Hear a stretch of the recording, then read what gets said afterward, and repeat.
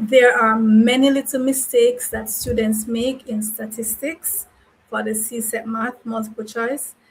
I'm going to go through some of these mistakes, point them out so you can know what the error is and how to avoid it. And I'm going to give you some tips and tricks that you can use in mastering the CSEC multiple choice, the section that has to do with statistics. Now, I have done a video on every single topic in CSEC math that you will get on the paper one. Check out the videos on the channel, topic by topic. I've dealt with all the topics. Right now, we're focusing on statistics. So my first tip has to do with the mean. Remember, the mean is the average. It's the sum of all the values that you're given divided by the amount of values, the amount of numbers. So if you're given 7 numbers, you're going to add the 7 numbers and then divide by 7. Okay? So if it's 5 numbers and they add up to 30, you're going to divide the 30 by 5. Okay? Now, sometimes they might give you the mean and they're asking for the total. So it's like you have to think in reverse. So if they say the mean of 5 numbers is 10, what is the sum? Or what is the total? Just multiply the mean by the number of values. So multiply the 10 by 5 and you're going to get 50 would be the total. So it's like you're reversing the process, right? My second tip now has to do with the median. Remember, the median is the middle number, but you have to order them first, usually from smallest to biggest. This is a very, very common mistake that students make. They just look at the numbers and find the middle number without putting them in order first. It's a common mistake in statistics. Also, you can have 2 middle numbers. So suppose you have 2 middle numbers, what do? You add them up and divide by 2. Okay? And that would be your median. So remember, put them in order first from smallest to biggest. And then you look for the one that's in the middle. And if it's 2 of them in the middle, you add the 2 numbers and you divide by 2.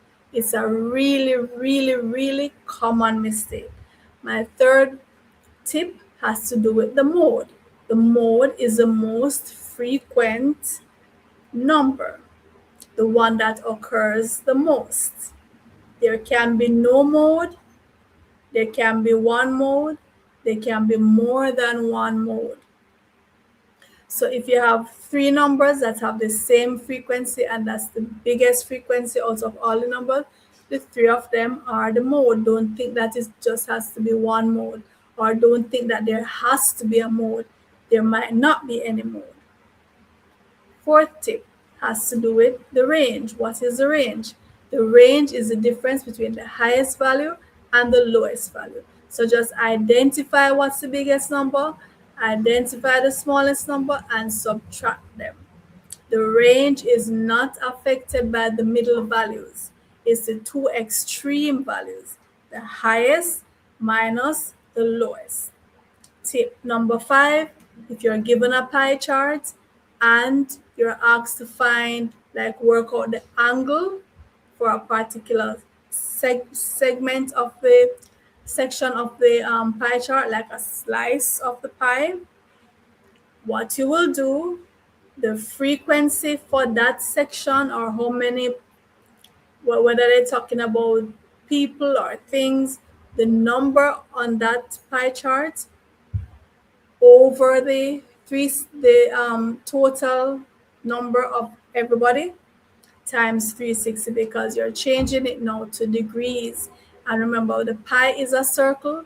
Total number of angles in a circle is 360 degrees. So let's say the section that you're dealing with has 10 students and the total is 50 students. So it will be 10 over 50 times 360. So your angle for that section would be 72 degrees. Tip number 6, if it's a bar chart or a histogram, how do you know the difference? The bar chart has gaps between the bars, whereas the histogram has no gaps between the bars, and it is used for continuous data.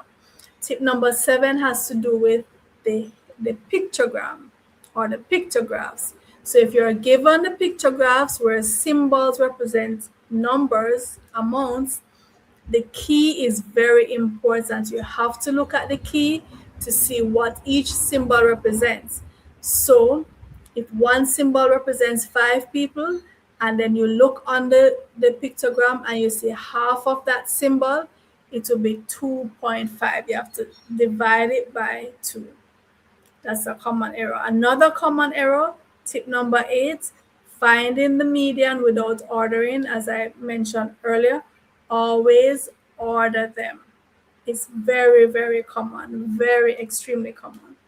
Tip number 9, finding the mean from the frequency table. Now, if you're given a frequency table for ungrouped data, the mean, so you have to multiply the sum of the frequency times the x divided by the sum of the frequency. So you multiply each value by the frequency, its frequency, and then add those and divide that by the total frequency. That's how you get the mean for ungrouped data. Tip number 10, if you're asked for the modal class, you're asking for the group with the highest frequency, and this is not, has nothing to do with the midpoint, right? And it's not the actual frequency, it's the group that corresponds with the frequency.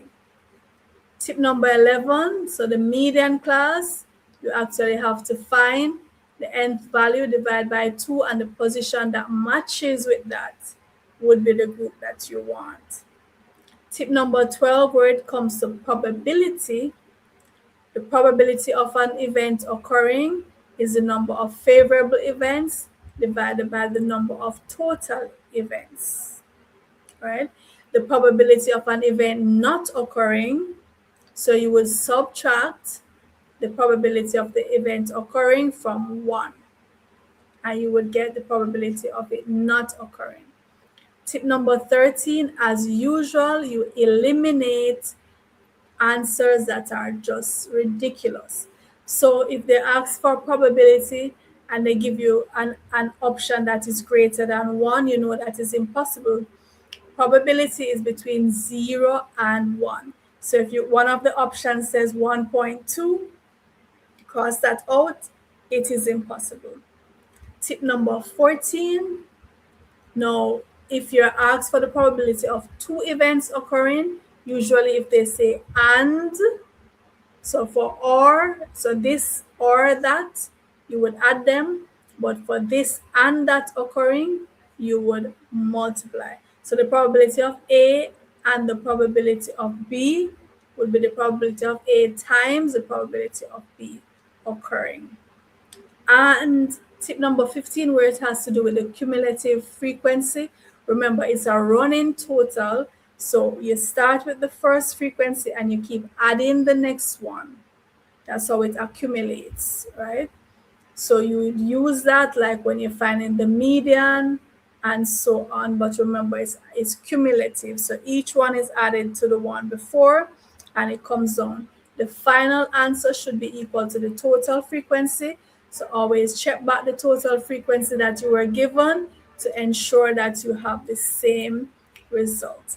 And those are the tips and tricks for acing the statistics section of your multiple choice CSEC math.